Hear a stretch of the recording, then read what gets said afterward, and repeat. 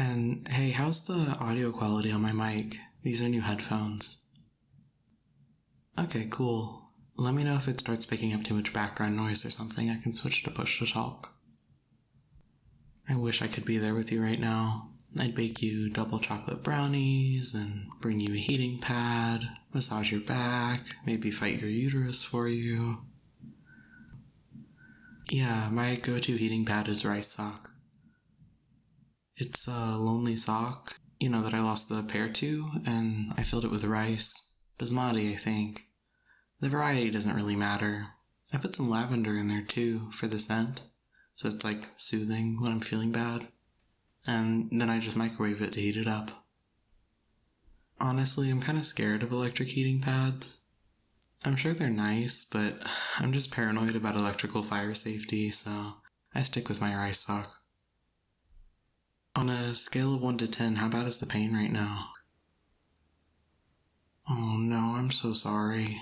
When was the last time you took pain meds? Don't feel like you have to be all tough and power through it. You deserve relief from the pain. Enjoy the benefits of modern medicine. Yeah, and before we had modern medicine, people weren't having periods nearly this often.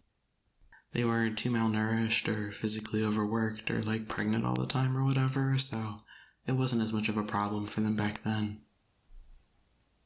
They did have silphium for a while though, so I'm sure that was nice. The ancient herbal birth control that's possibly the reason why the iconic heart shape isn't like an anatomical heart. It looks like the seeds, or maybe the fruit, it's unclear, of silphium. Super inconvenient that the Romans overharvested it, or that part of what is now Libya got desertified or whatever. Yeah, bleeding and cramps and nausea and a headache is way too much. Someone should tell the human body to pick a struggle. I didn't even know that estrogen-based birth control can make migraines worse until I switched doctors.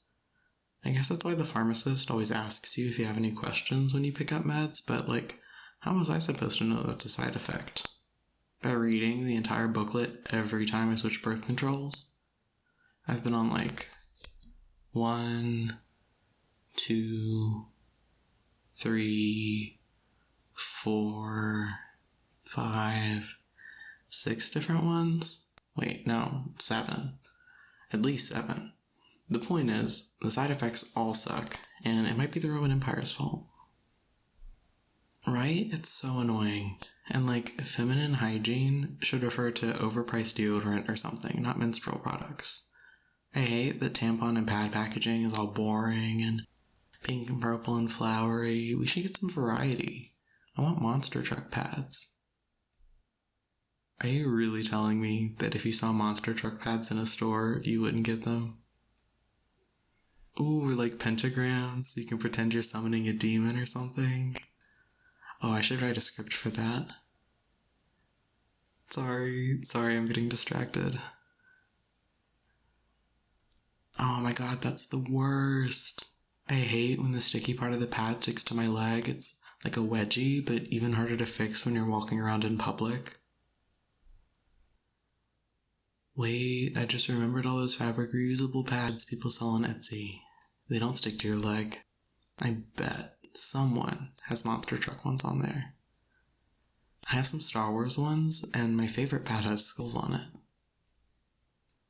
Yeah, my go-to combination for a while was a fabric reusable pad and then a vampire shot glass. A menstrual cup. It's a perfectly normal euphemism, like Shark Week or Ant Flow or On the Rag or Code Red or Time of the Month. I bet you could write something really funny about a werewolf trying to warn their partner that the full moon is happening soon, but it just sounds that they're... but it just sounds like they're talking about their period. Yeah, using euphemisms instead of talking about menstruation directly probably does contribute to people feeling embarrassed about their periods, and people that don't menstruate misunderstanding what it's like. I absolutely used cis teenage boy squeamishness about periods to prank them when I was younger. Fun fact, certain brands of tampons can be loaded into and then shot out of Nerf guns. If I remember correctly, light applicatorless tampons work best for that. It can be kind of difficult to find applicatorless tampons where I live, though. I think it has to do with American prudishness. Many of us are taught to avoid, touching or looking at or thinking about our own genitals to the extent that it impacts how we handle our basic bodily functions. And I hate when people use hygiene as an excuse to call things gross. If you're concerned about your hands not being clean enough to put in a tampon, wash your hands before you put it in. I've been washing my hands before using the bathroom, in addition to washing them after, of course, for years. Especially with the pandemic. Oh, don't even get me started on bidets. If you don't have one yet, I highly recommend getting one. Right? Washing with water is just so much more effective and comfortable. Oh wow, I was not paying attention to the time at all. It's pretty late for me too. Yeah, get some rest. You can sleep as much as you want on your period. Them's the rules. Just don't, leave a heating pad on high without a timer, okay? Okay. Sleep tight. I'll talk to you again soon.